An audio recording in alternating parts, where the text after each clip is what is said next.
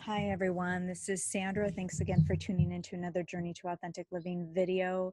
If you are not subscribed to my channel, please subscribe by clicking the red button, and also please comment and like if you have the time, because it really helps sort of this word of mouth with the YouTube. I know with the algorithm sometimes it can get a little complicated, so it really does help out when you can comment and ask questions and like the videos. Okay, so I'm going to make sure I've got my notes up here. Today there's going to be an invitation. I want to start out with the invitation for all of you. And the invitation is that I would really invite you to stay open with your heart and your mind with some of the things that I'm going to share with you today. And I guess if I had any heartfelt goal to leave you with at the end of this video is for all of you to be to leave you with a little bit more insight, and perhaps just see things just a little bit differently than you're accustomed. That would be really my goal for you. So the other day I posted something on my Facebook page, and it has a little bit of a political vibe to it. And it's basically regarding two Black people, one Black American, Candace Owens, who is a very educated woman. I think she studied journalism, and she has a YouTube channel. I forgot the name of it. I think it's called like the Red Pill or something like that. Excuse me. And I also follow her on Twitter. And basically, she was a Democrat and then became a Republican, and lost a lot of family over that. And a lot of friends just decided to marginalize her and not want to really have anything to do with her because she changed her political ideology. And I don't really have time to go on Twitter, but I know I follow her there. And on my phone, it came up that she, like on her Twitter or something, she was retweeting something from a celebrity whose name is Kanye West. I don't know much about Kanye West. I know that he's married to Kim Kardashian, so you might know who that is. And I think from what I understand, doing a little bit of research, he has said some other controversial things, maybe being a Trump supporter or something like that. But nonetheless, it has a little to do with this, the fact that they both think very differently. And he basically, Kanye West tweeted that he, quote, likes the way Candace Owens thinks, end quote. And so there's been a lot of brouhaha about it within the music industry and Hollywood, or celebrities coming out and really bashing him and saying inflammatory things to him, and so forth. So I normally don't make videos about this because there's so many people that say so many things, right? I mean, I just don't have the time for it. But because I'm seeing this becoming, well, it's been a trend now, an accumulation, I think, of my own frustrations of trying to understand, of trying to be tolerant, I decided that I wanted to go ahead and just do this video. So it's not like I'm taking an isolated tweet and then decided to, create a video on it, if that makes sense. But we'll go back to the story that go back to Candace and go back to Kanye, right? So you're probably wondering, what does politics have to do with authentic living and personal development and this channel and so forth?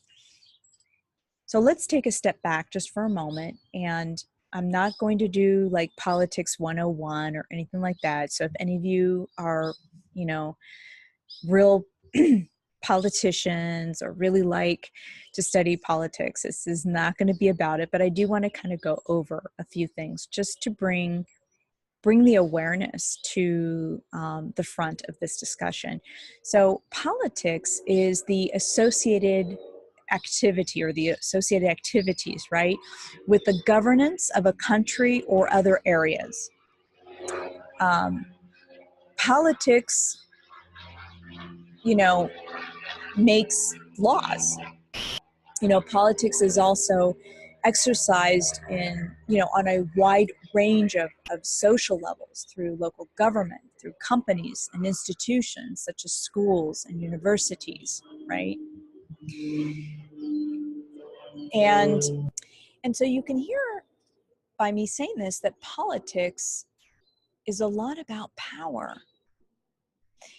And when you think about it, even families have their own politics, not just political ideology. Mom and dad are Democrats or Republicans, and then, the children follow in the footsteps, just like religion. That does happen frequently, right? But I'm not talking just about that. Politics is a philosophy, if you think about it. It's a philosophical ideology about the way you think that things should be governed, even your own home, right? So whether you grew up with one parent or you grew up with a lot of siblings, it doesn't matter. There was a certain way that your household was run.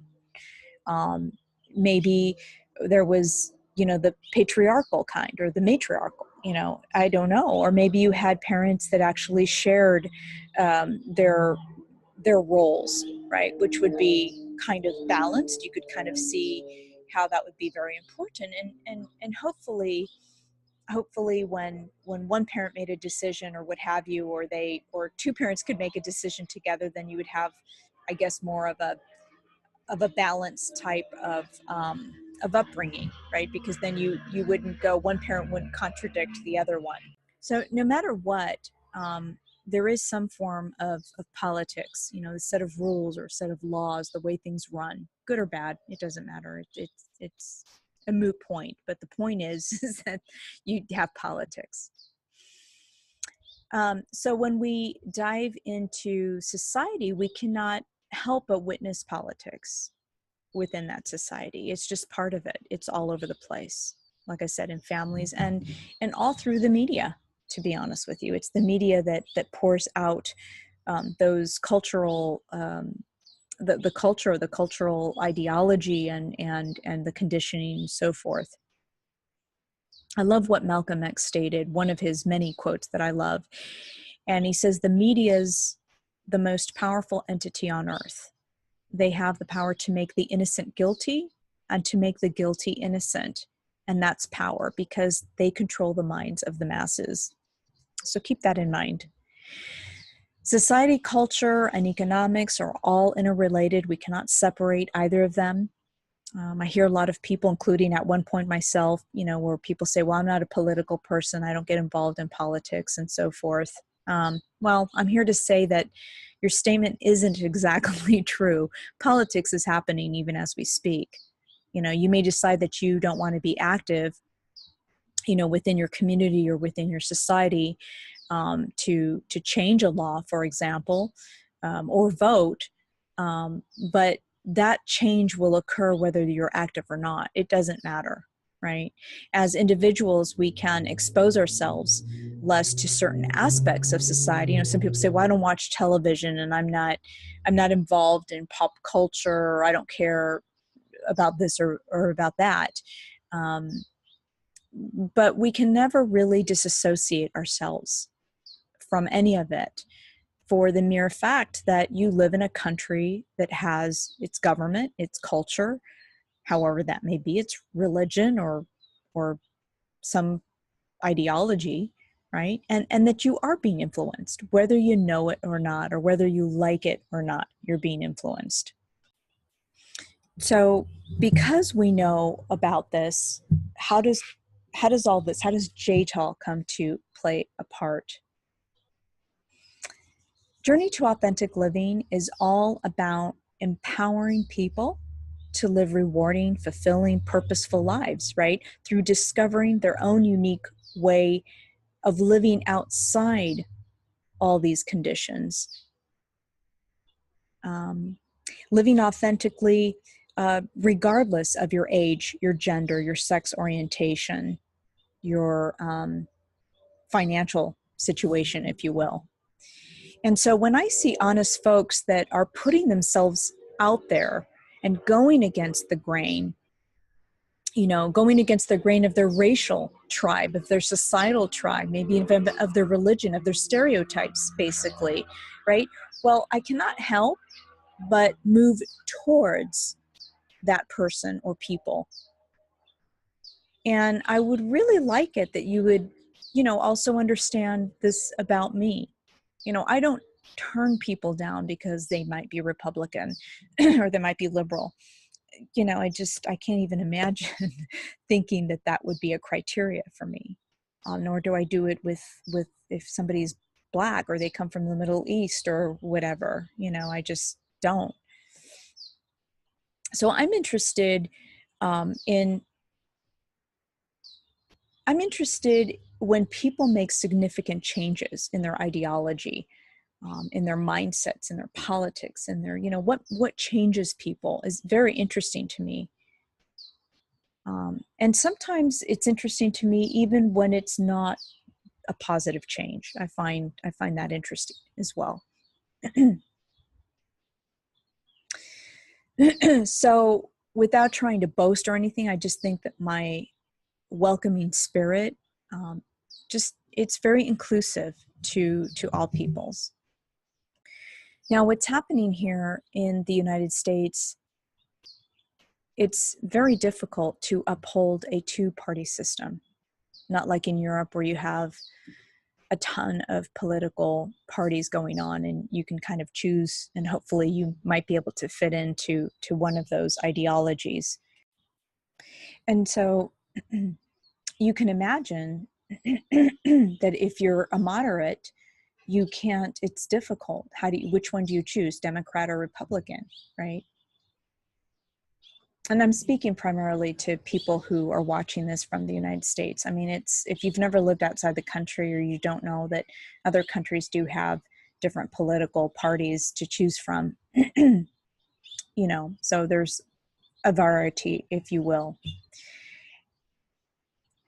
You know, and I feel like I'm an extremely fortunate woman. I was raised with a family on both sides that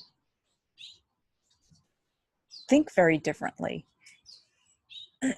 So I have cousins and uncles and aunts that range anywhere from socialists to moderates to liberals, progressives, to Italian communism, and Republican, but mostly a lot of in between all of this.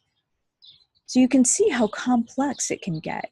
So let me just give you some without trying to belittle you, because that's certainly not my point here, but you know, could you imagine if you don't already, or you don't know what I'm talking about, because some people, believe it or not, and this is kind of why I'm having this discussion, because I encounter more people on an everyday life, or talk to people, or know of people, or even people I see on Facebook, no offense to any of you, but I'm going like, you guys post things as though there was no in between. And that's kind of,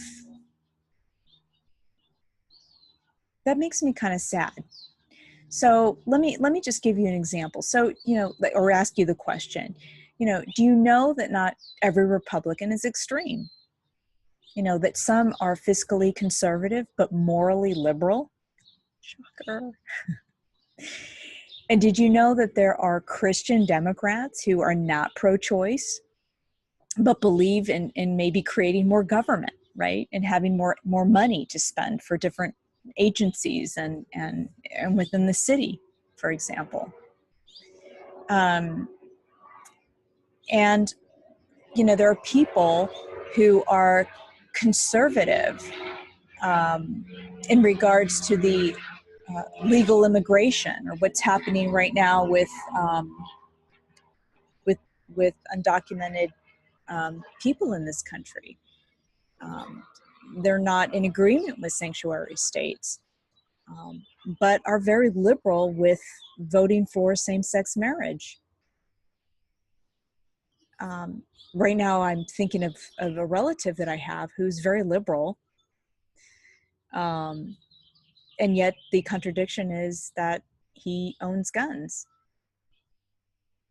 So I'm giving you a flavor of what is happening. And sometimes I wish we could just vote on the issues. Sometimes I think, why do we have to do political parties? Why can't we just vote on the issues? But I wanted you to know about this, so that if you are liberal and somebody comes to you and says, well, I tend to vote Republican, maybe expand your mind and say, well, what does that mean? I mean, it might truly be that this person may be hardcore, but you might find out that what they mean by that is very different because you haven't spent time with people that are more conservative. Or if you are conservative and somebody says, well, I'm a Democrat, well, what does that mean? Right? Maybe ask the question. And then you'll come to find out that people are very much more outside of the extremes. And let me give you another thing too, is that just because you voted for someone, whether it was a Clinton or Trump or Obama, doesn't mean that you've agreed with them at 100% with everything they've done. It's just that you believe in voting and you just kind of wait out the, who's better. I didn't want this guy to be a Republican, so I voted for the Clintons, or vice versa. And again, my intention is not to be condescending. It's just, I think it's really important. Like I said, I really do encounter very smart people that just don't even know what I'm talking about. And so I just decided, hey, I'm going to do kind of a video on that. So when we start slandering people, when we start seeing celebrities, and the reason why I get upset with them is because, unfortunately, in the United States, I don't know what it's like in Europe anymore, but people really weigh in this country what celebrities think. They really do. And I just kind of find that unhealthy, I think, for a society in general. So as you can hear, I'm kind of this rebel with a cause. I find it quite exhilarating to learn and to converse with people that come out of their stereotypical roles that have been given, and who dare to go out there and want to do something better. So returning to Candace Owens and Kanye West, these are two Black Americans who have dared to think differently. They're not the typical left-wing Blacks, and they've experienced themselves as more, or they've gone deeper. They feel more awakened, perhaps, to greater truths that don't fit into the stereotypical Black communities. And they both seem to care about their race, about their people. They want them to come out of victimhood, right? Not to stay in it. And they see coming out of victimhood in a very different way that's not your stereotypical left-wing way, okay? And,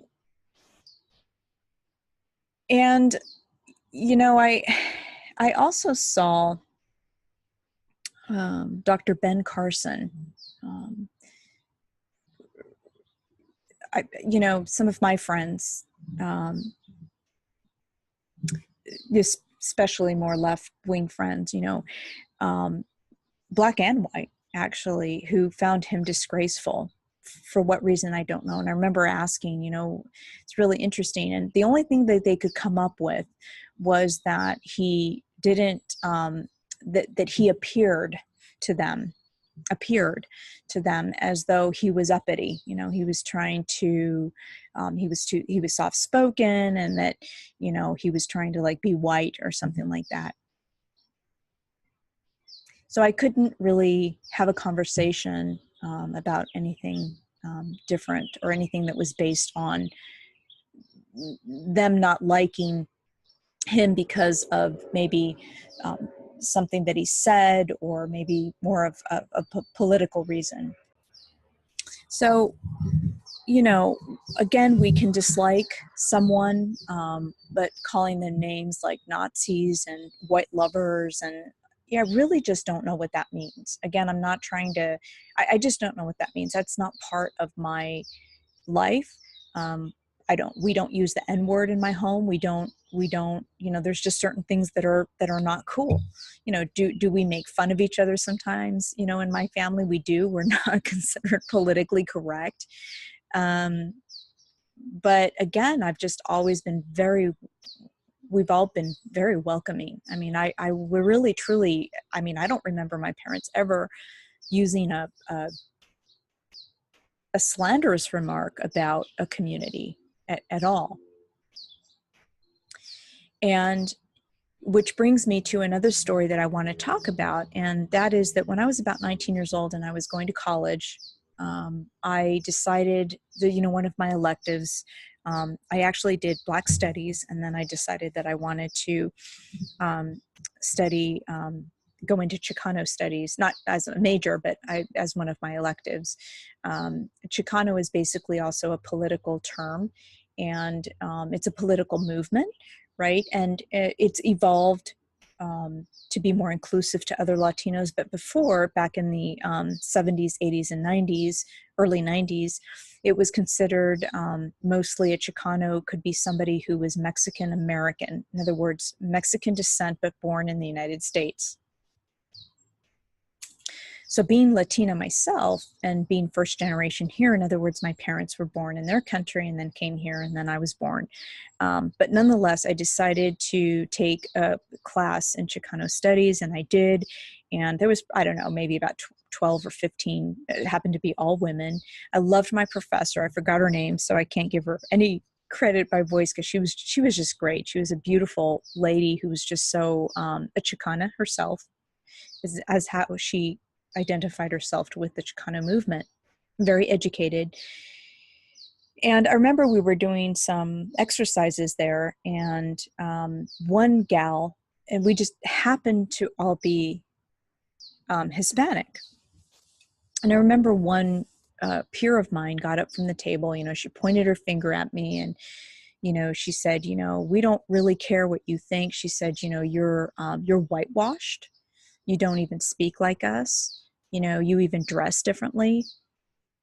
And I remember being a little bit shocked, but I wasn't really like ticked off or anything like that. I kind of recoiled because I was trying to process being accused of things that I just kind of silly, to be honest. And, basically they were angry and they were bitter. They consider me to be whitewashed because I didn't speak with the Spanish ghetto accent, I suppose, just like a lot of Blacks. Like Dr. Ben Carson, he might not speak like he's from the barrio, as we would say, or from the ghetto. And so I guess somehow that makes him whitewashed, which I think is absolutely ridiculous. My parents chose to live and raise me in a certain neighborhood. They didn't ever consider moving into a neighborhood where there were other Latinos for other reasons that I'm not going to discuss right now. This is what they chose. And I'm not going to apologize for that. And so it was very difficult being in the classroom with these girls because they were angry.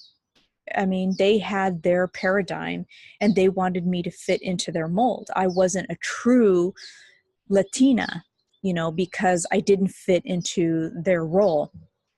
And this phenomena really just happens here in the United States, by the way. I didn't encounter that at all when I was living in Italy, whatsoever. But the funny thing about it is that the only peer and friend I had in that class was a Mexican American lesbian. And I'm so sorry I never kept in touch with her because she was the most reasonable, mature, and emotionally mature friends that I had during that time. And the funny thing is that I didn't have any money. So it's, it was funny. Well, funny, yeah, funny to be accused of dressing differently and talking differently. I guess the other Chicanas just felt that somehow I was just uppity myself. But I remember my lesbian friend, totally defend me on it, but in a very mature way. I mean, she wasn't condescending to them, or she wasn't calling them names or anything like that. I mean, she was really, truly above it, but she was like, don't mess with Sandy kind of thing. Don't mess with her, man. And so we would go out to lunch a lot of times. And, a couple times she cried, because for some of you who don't know this, a lot of Latinos, especially the parents, don't really accept homosexuality. Many times there's a lot of prejudices within that community, because a lot of the background is Christian, and it's predominantly Catholic. And Catholicism, as some of you might know, is like even Islam, right? Kind of against homosexuality. Another taboo that we never talk about within our communities, because of course we just don't talk about that. So you can start hearing that there's prejudices coming out. But I remember talking to this professor. I ended up pulling out from the class because it was a class that was twice a week. I remember it was on Tuesdays and Thursdays. And it was like, I did not want to argue with these girls. It wasn't, I could tolerate maybe them not talking to me and, looking at me funny or giving me the evil eye, as we would say. But it was a constant, right? Every time we would create something in the class together, they just wanted to argue with me all the time. And I just was exhausted. I didn't want to deal with that. I wanted to be enriched, and I wanted to grow, and I wanted to have them grow. And that was just not an opportunity at all. So I wanted to give you that experience to share with you, that for Candace and for Kanye and for other Black people and other minorities in this country, it's difficult enough sometimes, and because there are stereotypes. But when I see people, who protest,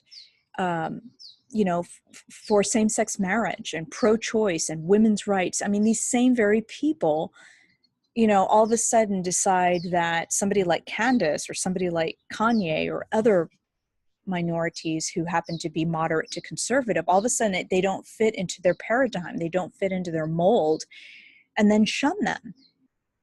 And I'm here to say that ain't cool.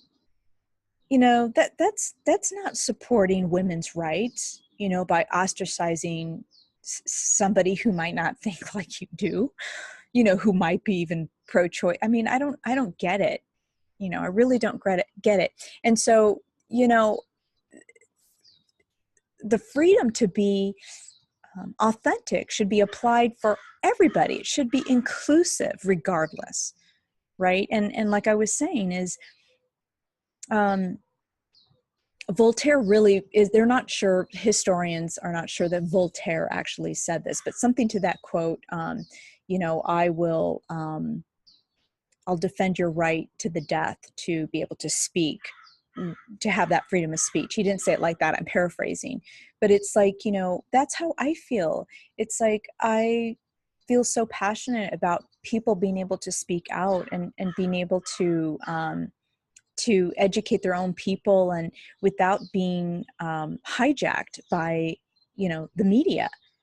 And so this is really just not cool, whatsoever. So, I'm here to celebrate my uniqueness in a society that is different, that people are different. There's this contradiction where it's like, let's celebrate uniqueness. Let's celebrate, our authenticity, by going to all these retreats and we're being so nice, and let's put our hands together and we're all Buddhists type of thing, and peace, love, and harmony and free sex and all this stuff.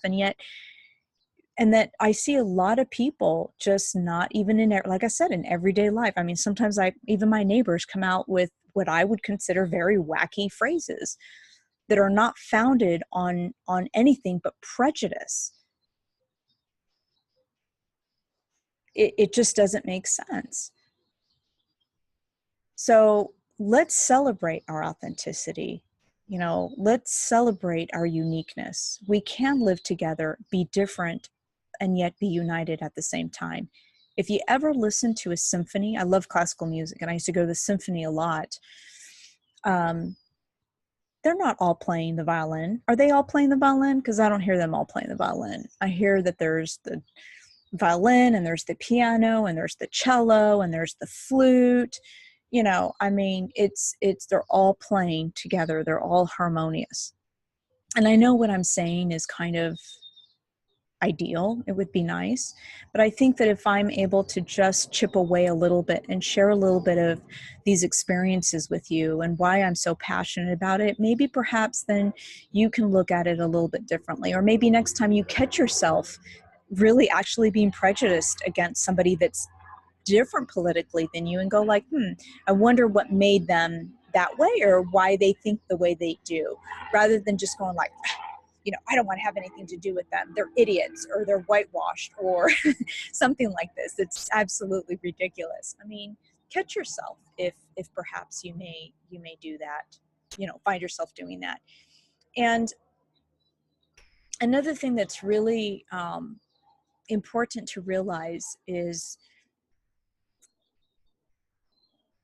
that we need to become more aware of what's happening around us, you know, getting out of these stereotypes.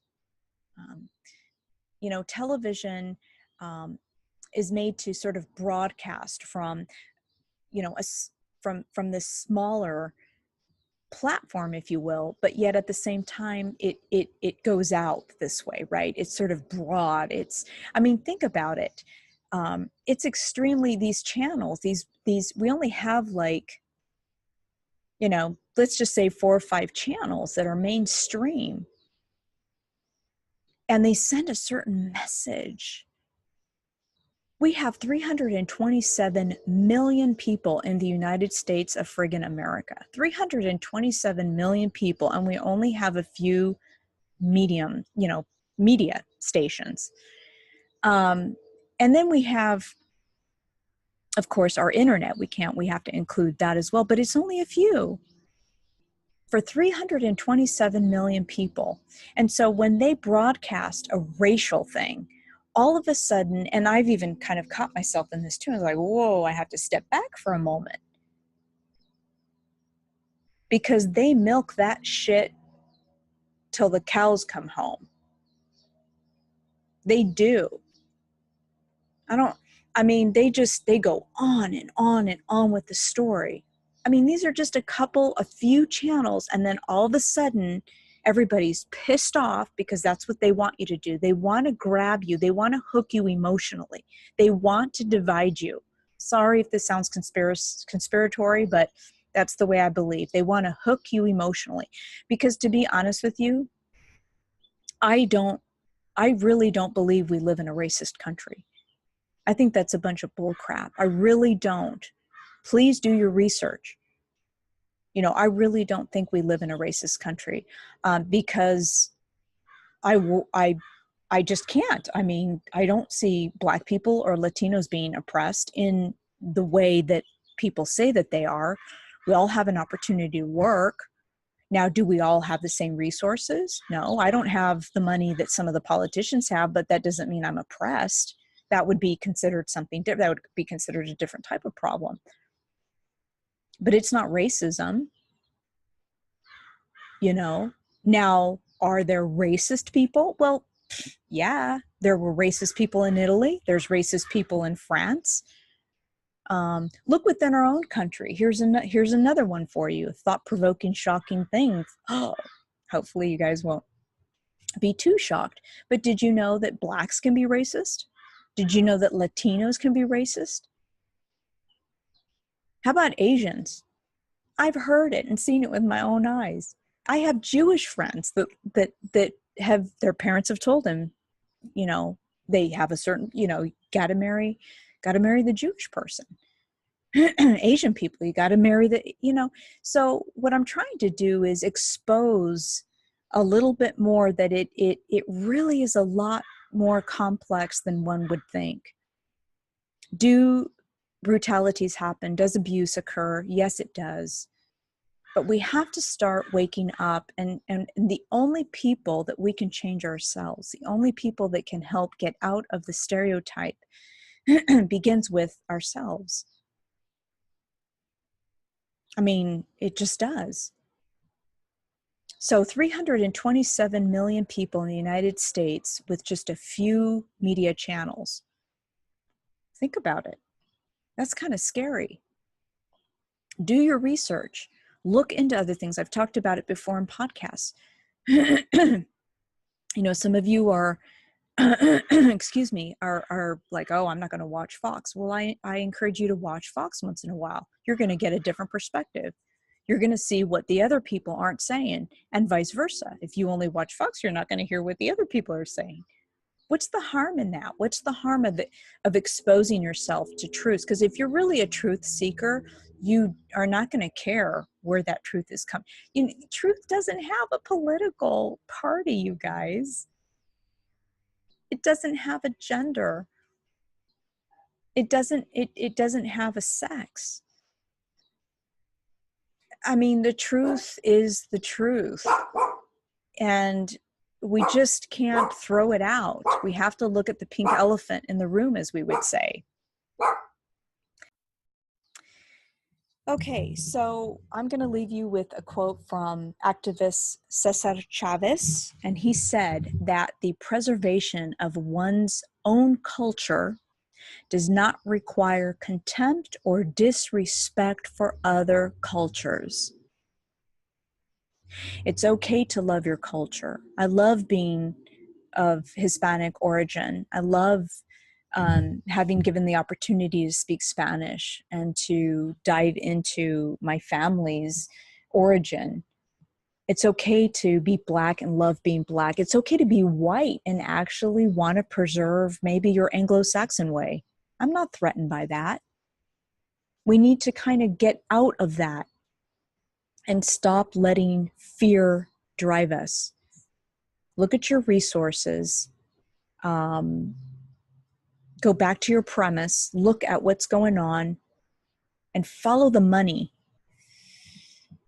Where the money is where the manipulations happen. Who's controlling it all? I don't know. That's not for me to tell you. Do your own research, but let's grow together. Let's support each other regardless. You know, I want to be inclusive. I want to celebrate people's diversity. I don't want to be homogenized, because again, there's that contradiction where it's like, let's be diverse. We talk about being diverse. It's okay to be transgender. It's okay to be, and then yet, but we're going to choose and pick when you can be diverse. And you're going like, no, it's all inclusive. So I'm not going to buy that anymore. I'm not going to buy that. Journey to Authentic Living is about empowering people to be their unique self, however that manifests. I don't know what that is, because you draw it out. You draw that by asking yourself those tough questions, by keeping yourself accountable to what's important to you, to keep yourself accountable to what's important. What are your values? Okay, you guys, if you have any questions or any comments, please do make them. And in the meantime, I'm encouraging you to live authentically, and let's continue growing together and expanding our consciousness and our minds. And this is the time to really begin asking questions and getting away from stereotypes. Okay, you guys, have a good one.